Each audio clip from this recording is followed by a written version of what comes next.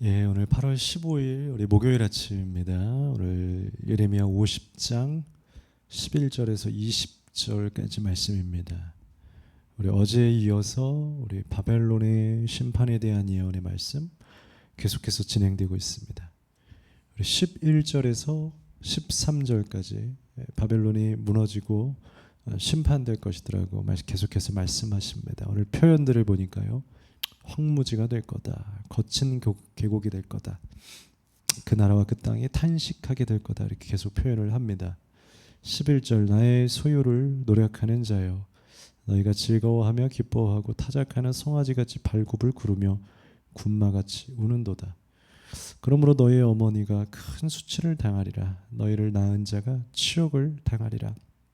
보라 그가 나라들 가운데 마지막 광야와 마른 땅과 거친 계곡이 될 것이며 여호와의 진노로 말미암아 주민이 없어 완전히 황무지가 될 것이라. 바벨론을 지나가는 자마다 그 모든 재난에 놀라며 탄식하리로다.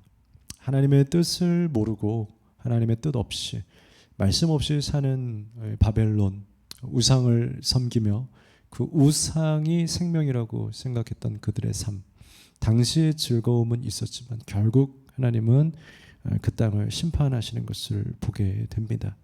잠깐의 즐거움에 우리가 빠지지 않고, 물론 우리의 인생은 즐겁습니다. 행복합니다. 하나님께서 우리에게 많은 자유와 이미 그 자유 의지 자체가 충분히 우리에게 누리고 할 수 있는 것들을 다 많이 주셨습니다. 그러나 어제의 말씀처럼 우리가 누리고 즐겨야 할 것은 항상 말씀 안에서야 합니다. 주님의 말씀의 테두리 안에서야 합니다. 그것을 벗어난 우상을, 그 하나님의 말씀을 벗어난 그 이상의, 바로 에덴의 동산에 있는 그 선악과를 건들지 말라고 하신 것처럼 그 말씀의 테두리 안에서 우리가 즐기고 행복해야 하지만 그것을 벗어난 우상의 삶은 결국 탄식하게 될 거예요. 그래 너무나 자기 주관적인 행복에 빠지지 마시고요. 하나님 나라 안에서 행복하면 좋을 것 같습니다. 그들의 심판의 이유에 대해서 계속해서 또다시 설명합니다. 14절에서 16절까지 그들을 심판할 것이다. 그리고 북쪽의 나라를 통해서 바로 페르시아를 통해서 심판할 것이다라고 말씀하십니다. 그리고 그 이유는 바로 오늘 15절에서는 명확하게 설명합니다. 먼저 14절에 바벨론을 둘러 대열을 벌이고 활을 당기는 모든 자여 화살을 아끼지 말고 쏴라. 바벨론 향해 쏘게 된다라는 겁니다. 그가 여호와께 범죄하다. 여러분 하나님은요. 그 하나님의 그 죄인들 악함 세상의 우상을 심판하기 위하여서 하나님은 온 세상을 사용하실 수 있습니다. 하나님은 창조주예요. 온 세상의 우주의 역사를 하나님이 만지고 계세요. 퍼즐처럼 이렇게 했다 이렇게 다 하실 수 있어요. 그리고 여러분 가장 지혜로운 건 뭡니까? 그 모든 우주를 역사하시는 그 하나님의 손에 포함되고 속하고 그 하나님 높여드리는 삶. 그러면 하나님은요 다 조절하실 수 있어요. 그 무엇이라도 하실 수 있어요. 이 세상에 하나님의 손 위에 있는 거예요. 그럼 아주 우리의 인생은 심플한 거 아닙니까? 예배하는 삶, 하나님 찬양하는 삶 끝이에요, 여러분. 그럼 그 안에서 우리는 모든 천국의 자유를 누릴 수 있어요. 그렇게 하지 않았죠? 바벨론이. 그래서 하나님께서는 바벨론을 심판하시는데 활을 쏴라라고 퍼즐을 이제 그렇게 맞춰 가시는 것뿐이에요. 맞춰서 지금은 저들을 좀 심판하자, 저들을 가르치자 해서 이들을 통해서 다른 나라들에게도 교훈을 주시는 겁니다. 이 교훈을 통해서 또 다른 나라들에게는 다시 한번 깨달음을 주셔요. 그래서 활을 쏩니다. 그래서 북쪽에서 페르시아 새로운 신흥 강국이 강화해 보였던 바벨론도 다 무너뜨립니다. 여러분 강한 게 아니에요. 걱정하지 마세요. 약한 게 아니에요. 이게 믿음이에요, 여러분. 세상은 지금 강해야 강한 거야. 강한 방법으로 더 강해져야 강한 거야. 근데 믿음은요. 지금 약해도 강해질 수 있다라는 거예요. 지금 강해도 약해질 수 있다라는 게 믿음인 거예요. 그게 하나님 나라의 사고방식. 그러니까 내가 세상 보기에 약해 있어도 내가 하나님으로 강하다라는 걸 아는 게 말씀이고 믿음의 세상이에요. 너무 세상의 믿음 그 강함과 약함에서 힘들어하지 마십시오. 그럼 뭐가 강한 거예요? 뭐가 약한 거예요? 바벨론이요. 그냥 활 쏘면 끝나요, 여러분. 그렇게 강력했던 바벨론 제국이요. 바벨론이 페르시아가 그냥 무너져요. 끝. 그냥 애굽이요. 모세 우리 바로의 황제가 있었던 애굽 무섭습니까? 그냥 하나님이 끝 하면 끝나는 거예요, 여러분. 약한 나라도 세우시면 그냥 세우시는 겁니다. 여러분 하나님을 믿으세요. 때로는 우리가 참 믿음이 없구나. 하나님이 말씀하시는 것보다 내 마음을 너무 믿는구나. 내가 너무 약해 보이면 약한 거예요. 그렇지 않아요. 하나님이 나를 무엇이라고 보는지가 중요하겠죠. 바벨론은 왜 심판하시냐? 어제는 우상에 대해서 이야기했고요. 오늘 15절에 뭐라고 납니까? 그 주위에서 고함을 지르렀다. 그가 항복하였고 그 요새는 무너졌다. 그 성벽은 허물어졌다. 심판을 말씀하시죠. 이는 여호와께서, 여기가 중요하죠. 그가 행한 대로 그에게 내리시는 보복이라. 그가 행한 대로 그에게 갚으시는 도다. 결국 이 바벨론이 가지고 있었던 행함, 하나님을 왕으로 섬기지 않고 우상을 섬기고 있었던 그 믿음과 반대되는 행함, 거룩하지 않은 행함, 교만한 행함, 결국 기독교 신앙은 다 행함입니다. 뭘 모르는 사람들이 행함이 아니라 믿음입니다 하면 자기 정당해하고, 믿음은 마음입니까? 아니에요, 여러분.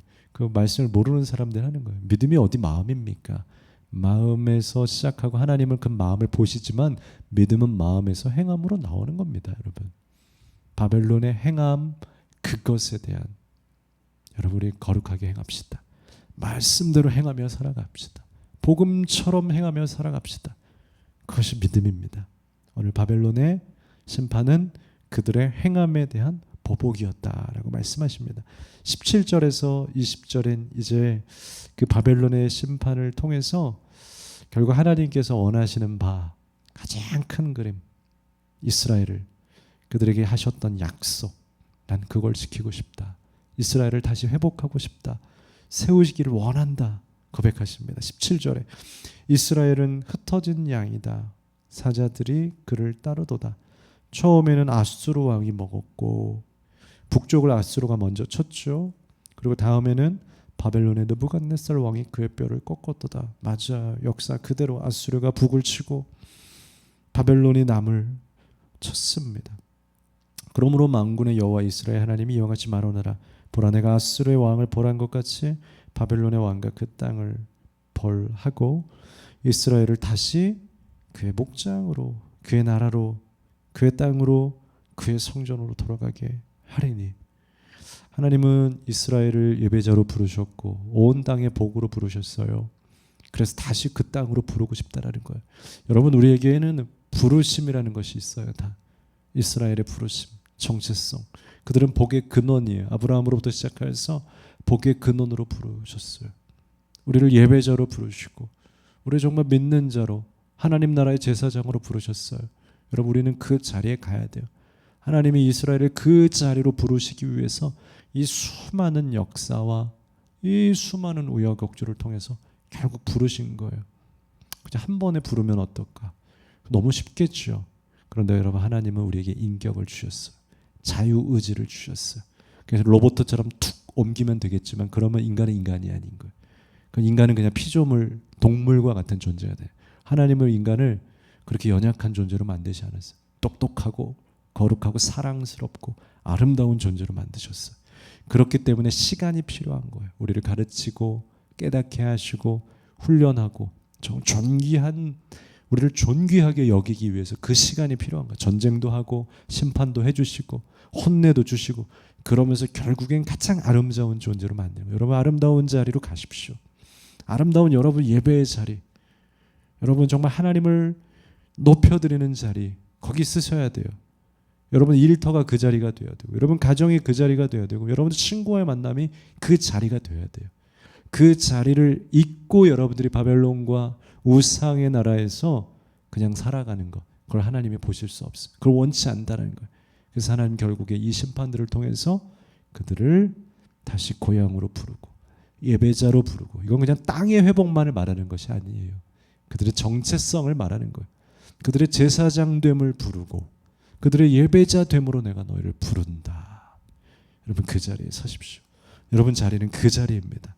어디 앉아 있습니까? 여러분, 하나님, 여러분 창조하신 그 목적의 자리에 앉으시고 그 자리를 통해서 여러분 일상을 살아가십시오.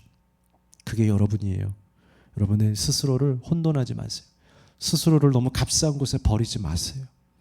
존귀한 자리에 앉으셔서 여러분의 사회와 여러분의 일터와 여러분 곳곳에서 내가 존귀하다를 기억하며 살아가는 여러분 되셨으면 좋겠습니다.